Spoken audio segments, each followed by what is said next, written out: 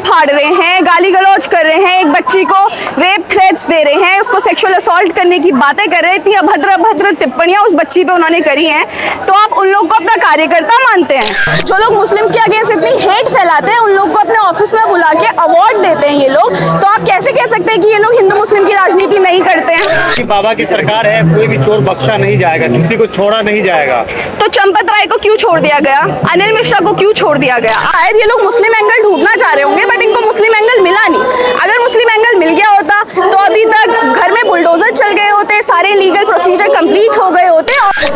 ये किस तरीके से आप देख रही हैं, नितिन नवीन ने जो यहाँ पे बैठे हुए लोग हैं उनको ये कहा कि जो हमारे बीजेपी कार्यकर्ता है इनको सीधा करने का काम करेगा, और दूसरी बात उन्होंने कॉकरोचों को जहाँ बैठे हुए लोग उनको वायरस कहा है। तो क्या आप लोग वाकई में वायरस है देश के लिए?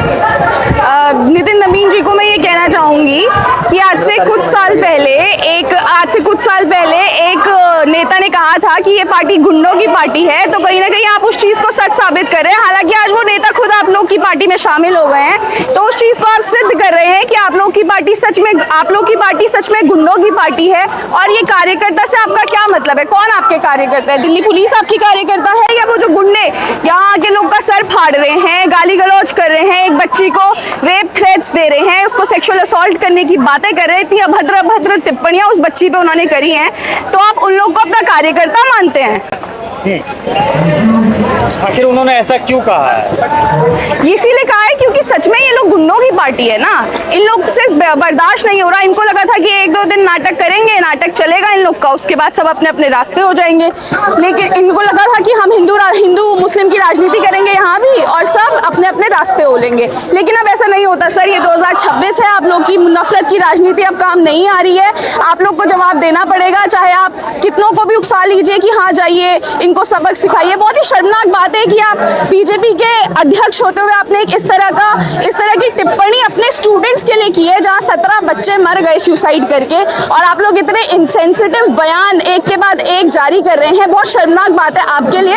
और आपके चैनल के माध्यम से मैं सभी जितने भी पेरेंट्स देख रहे हैं, हमसे जो पिछली वाली जनरेशन है 2029 में, याद रखिएगा कि जब आपके बच्चों के लिए आवाज जो लोग उठा रहे थे, उन लोगों के लिए इन नेताओं ने कैसी कैसी टिप्पणियां दी, तो आप याद रखिएगा वोट डालने से पहले। अच्छा, आपको लगता है कि बीजेपी हिंदू मुसलमान की राजनीति करती है? बिल्कुल करती है, हिंदू मुसलमान की राजनीति करती है। जो लोग मुस्लिम्स के अगेंस्ट इतनी हेट फैलाते हैं उन लोग को अपने ऑफिस में बुला के अवार्ड देते हैं ये लोग, तो आप कैसे कह सकते हैं कि ये लोग हिंदू मुस्लिम की राजनीति नहीं करते हैं? लेकिन प्रधानमंत्री मोदी तो सबका साथ सबका विकास की बात करते हैं। नहीं, सबका साथ सबका विकास वो ये है कि सिर्फ अपना साथ और अपना विकास। ठीक है, सबका साथ सबका विकास अगर हो रहा होता तो आज हमारे देश में गरीबी नहीं होती। जब बाहर से नेता आते हैं, जब अमेरिका के नेता यहाँ आते हैं, तो स्लम्स को ढक देने का काम ये सरकार नहीं करती। अगर सच में ये बिलीव करती अपना साथ अपना विकास, ओजोन के सारे घरों को तोड़ा जा रहा है। ठीक है, जो इलीगल कंस्ट्रक्शन है उसे तोड़ा जाना चाहिए, लेकिन उनको रिहैबिलिटेट कौन करेगा? उनको घर कौन देगा? जब और लोग बात करते हैं कि अरे इलीगली इन लोगों ने हड़पा हुआ है। जब छत पे घर नहीं होती है ना बारिश में छुपने के लिए, खाने के लिए 2 वक्त की रोटी नहीं होती है ना प्लेट पे, तो बहुत मुश्किल हो जाता है सही और गलत पे डिसाइड करना। तो अपना साथ अपना विकास की राजनीति इन लोगों की है, बस वो झुंझुना देने की बात है कि सबका साथ सबका विकास। क्या लग रहा है, चंद कॉकरोच जो है मोदी जैसे शेरनुमी वो उसे टक्कर दे पाएंगे? क्यों नहीं दे पाएंगे? चंद कॉकरोच लग रहे हैं आपको? ये आज जितनी भीड़ है, हर दिन बच्चे आ रहे हैं, अपना सारा काम छोड़ छाड़ के यहाँ पे बैठे हुए हैं, सब लोग आ रहे हैं, तो ये डेमोक्रेसी है सर, यहाँ पे जवाब देना पड़ेगा। कैमरे पे सवाल लेना है। टुकड़े गैंग कहा जा रहा है यहाँ पर जो लोग बैठे हैं, तो ये पीक बीजेपी बिहेवियर है सर। टुकड़े गैंग जो भी उनके अगेंस्ट बोलता है वो सब टुकड़े गैंग है। अब तो उनके लिए जो आरएसएस के महिपाल सिंह है, जिन्होंने राम मंदिर का पूरा भांडा फोड़ कर दिया, वो भी उनके लिए टुकड़े गैंग होंगे। तो ये कोई नई बात नहीं है, उनके खिलाफ जो भी बोलेगा वो टुकड़े गैंग का ही सदस्य होता है। वो तो कह रहे कि यहाँ इस्तीफा नहीं होता फिर भी, लेकिन है कि इस्तीफा होगा, उम्मीद है? नहीं, मुझे तो कहती है इस्तीफा नहीं होता हमारे यहाँ। नहीं, मुझे तो वही मैं बोल रही हूँ, जब राजनाथ सिंह बोलते हैं कि इस्तीफा नहीं होगा, तो ये कितनी शर्मनाक बात है। वो हंस रहे हैं हम सब पे, वो हंस रहे हैं उन 17 बच्चों की मौत पे, उन 17 बच्चे की सुसाइड पे, और सिर्फ उन्हीं पे नहीं, जितने सालों से ये जो बाकी राज्य स्तरीय जो पेपर लीक होते आ रहे हैं उसमें जितने बच्चे अफेक्ट होते हैं उन सब पे हंसा जा रहा है। जेनजीज ज्यादा है, जेनजीज क्या कर लेंगे? जेनजीज क्या कर लेंगे? जेनजीज बहुत कुछ कर लेंगे सर। ऐसा ही लगता है जब सत्ता का नशा चढ़ जाता है ना, तो ऐसा ही लगता है कि ये लोग हमारा कुछ नहीं बिगाड़ सकते। भारत के जेनजीज में दम है? बिल्कुल है। आपको नहीं लग रहा क्या दम है? इतने दिनों से ये लोग बैठे हैं हंगर स्ट्राइक पे, बिना दम के तो नहीं बैठे होंगे ना, और हर दिन कोई ना कोई ज्वाइन कर रहा है, प्रोटेस्ट हंगर स्ट्राइक को ज्वाइन करते जा रहा है। पहले दिन सिर्फ सोनम वांगचुक सर बैठे थे और वो स्टूडेंट यूनियन बैठा था जेएनयू का। आज कम से कम 50 लोग हंगर स्ट्राइक पे, ऐसा मैंने न्यूज पढ़ा था।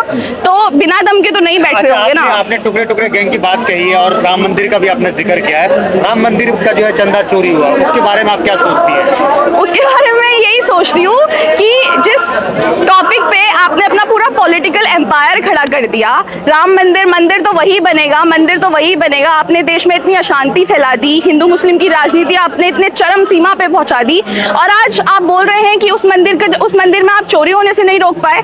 चलिए, चोरी होने से आप नहीं रोक पाए होंगे, लेकिन जवाब ही दे दीजिए, एक ट्वीट करके लोगों को बता दीजिए, जिन लोगों की आस्था को ठेस पहुंची है उन लोग को एक ट्वीट करके या एक प्रेस कॉन्फ्रेंस करके। आप तो आए दिन मन की बात करते रहते हैं, एक मन की बात कर लीजिए, राम मंदिर पे भी मन की बात कर लीजिए और लोगों से बात कर लीजिए कि आपकी आस्था को ठेस पहुंची है। मैं जो कल्प्रिट्स हैं उनको सजा दिलाऊंगा। चंपत राय पे तो एफआईआर नहीं हुई। चंपत राय तो आई थिंक सेंटर के खास बताए जा रहे हैं। संगठन कह रहे हैं कि हिंदू का पैसा था, हिंदू खा गया, तो क्या तकलीफ है भाई?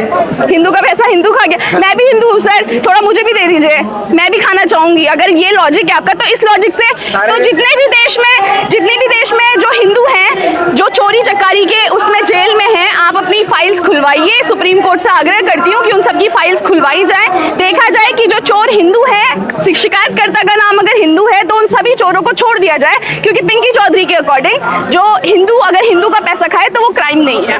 लेकिन हिंदू के बड़े नेता है, वो कहे हैं। हाँ, तो वही तो मैं कह रही हूँ कि इस लॉजिक से तो अगर हिंदू को मार देगा तो वो भी क्रिमिनल क्राइम नहीं है, अगर हिंदू लड़का एक हिंदू लड़की का रेप कर देगा तो वो भी क्राइम नहीं है। तो इस लॉजिक की वजह उससे तो जितने भी हिंदू क्रिमिनल्स हैं, उन्होंने हिंदूज के साथ अगर कुछ गलत किया है, तो इस लॉजिक से सारे क्रिमिनल्स को छोड़ देना चाहिए। मंदिर में गलत हुआ है चंदा चोरी जो हिंदू ने? हाँ, बिल्कुल हुआ है, गलत नहीं हुआ है आपके हिसाब से? सजा मिलनी चाहिए, बिल्कुल मिलनी चाहिए सजा, लेकिन मुझे उम्मीद नहीं है, क्योंकि कुछ प्यादों को इन लोगों ने एफआईआर करी, उनको पुलिस रिमांड में नहीं लिया गया। आप कहते हैं कि बाबा की सरकार है, कोई भी चोर बख्शा नहीं जाएगा, किसी को छोड़ा नहीं जाएगा, तो चंपत राय को क्यों छोड़ दिया गया? अनिल मिश्रा को क्यों छोड़ दिया गया? आप कह रहे हैं कि छोटे मोटे आपने 4-5 टाइम लगेगा, लेकिन नाप दिए जाएंगे सब। देखते हैं फिर कितना नाप दिया जाएगा, लेकिन अभी तक तो जो दिख रहा है उससे नाप तो आप नहीं रहे हैं। आपने ना ही चंपत राय पे एफआईआर की, ना ही अनिल मिश्रा पे एफआईआर की, टिन्नू यादव पे, अखिलेश के आदमी तो आपने रखे क्यों? आपने अपॉइंट क्यों किया? अखिलेश के अगर आदमी थे तो आपने अपॉइंट करते टाइम अपॉइंट क्यों किया? उनको अपने आदमियों को अपॉइंट कर लेते। इन लोग को ये हुआ, इन लोग को यकीन नहीं था, बीजेपी की छवि खराब कर रहे हैं। हाँ, इन लोग को यकीन नहीं था कि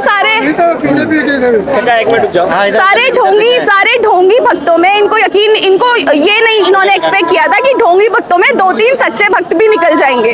तो अब सब उन पे डाला जा रहा है, अब सब इनके अगेंस्ट हो गए हैं।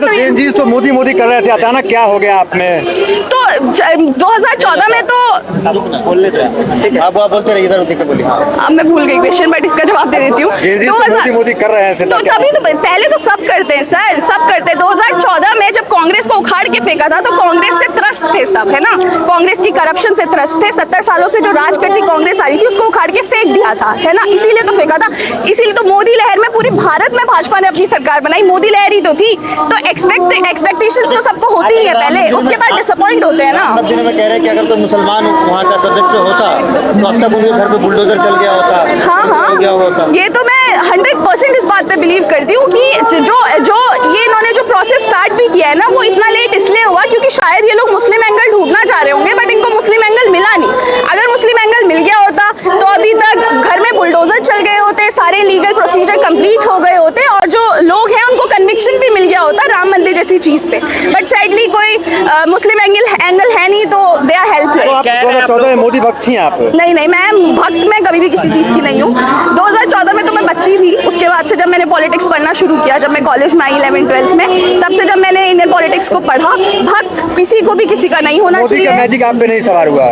नहीं, कैसे सवार होगा सर? मैं कहती हूँ कोई भी अगर यूथ है जिसने पॉलिटिक्स पढ़ी है या जो भी चीज़ है, उस पर किसी भी पॉलिटिशियन का मैजिक सवार नहीं हो सकता।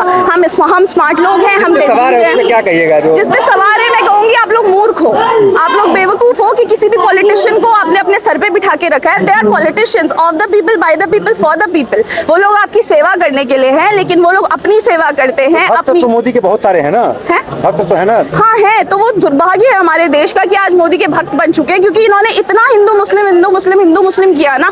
इनको पता है कि इंडिया में रिलीजियस सेंटीमेंट पे खेला जा सकता है बहुत अच्छे से, तो वो लोग खेलते हैं। अरे मैम, आप बार बार राम मंदिर का जिक्र कर रही हैं। बीजेपी के लोग कह रहे हैं कि पहली बार मंदिर बना है, तो विपक्ष के लोग बदनाम कर रहे हैं। पक्ष क्या कर रहे हैं? राम मंदिर के नाम पर बदनाम कर रहे हैं, क्योंकि इन लोगों को पच नहीं रहा है राम मंदिर बना है। तो आप लोग सिंधी, जो वर्ल्ड सिंधी समाज के जो हेड है, उनका एक बार इंटरव्यू सुन लीजिएगा। जो अलग अलग जो कर सेवक के अध्यक्ष हैं अयोध्या में, उनकी एक बार उनका कहना है कि राम मंदिर के नाम पे इन्होंने क्या क्या किया है, अगर मैं बोल दूंगा ना तो सैलाब आ जाएगा इंडिया में। हम तो टुकड़े टुकड़े गैंग हैं, अखिलेश यादव तो ऑपोजिशन है, जो आपके खुद के महिपाल सिंह हैं, जो श्री कृष्ण जन्मभूमि के जो पंडित हैं, उन्होंने तो खून से लेटर भी लिखा है योगी जी को कि यहाँ तो ये सब कब से चलता हुआ आ रहा है। तो क्या वो भी ऑपोजिशन है? वो भी आपको बदनाम करने की कोशिश कर रहा है? वो भी टुकड़े टुकड़े गैंग है? तो वो आप एक बार जरा क्लियर कर दीजिएगा हमें।